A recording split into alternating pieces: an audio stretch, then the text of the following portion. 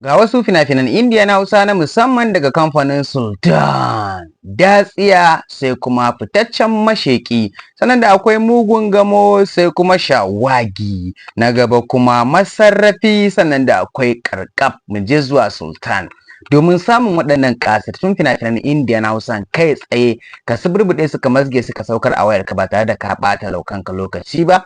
To hanya ɗaya ce tal sauƙaƙƙiyar hanya ta shiga group namu na BIP.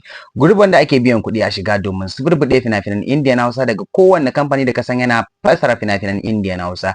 Kama daga Sultan, Algaita, Yusuf Zamani, Mega Deal, Fikra Al Hussein da ma dai sauran kamfanoni wanda suke fassara fina-finan Indiya na Hausa gaba ɗaya. To muddin ka zo ka biya 'yan kuɗin ka aka saka ka a cikin wannan group ɗin, to zaka ci gaba da saukar da duk wata fasara har ma da fina-finan baya da suke fita kuma ake gyara su a sake su amma baka samun su. To da ka shigo cikin group namu ka zana sunan fim ɗin zaka gan shi kai tsaye kawai.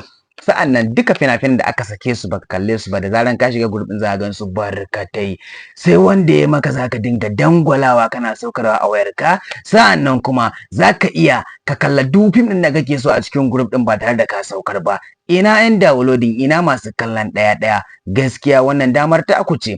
Ga nambobin mun nan kai tsaye kawai ka ɗauki namba ɗaya da ta maka akan wannan bidiyo sai ka san mana magana akan WhatsApp ko akan Telegram ka ce dan kokiya ina buƙatar shiga wannan group din naku na BIP. Kankat kenan, karkaf kenan group namu, a iya cikin su ake samun duk wasu fina-finan Indiya na Hausa a ran da suka fita a lokacin da aka sake su. Sa'annan kar ka damu, a duk inda kake a duk ƙasar da kake za a karɓi 'yan kuɗin ka, sa'annan kuma a mazga ka a cikin wannan group din.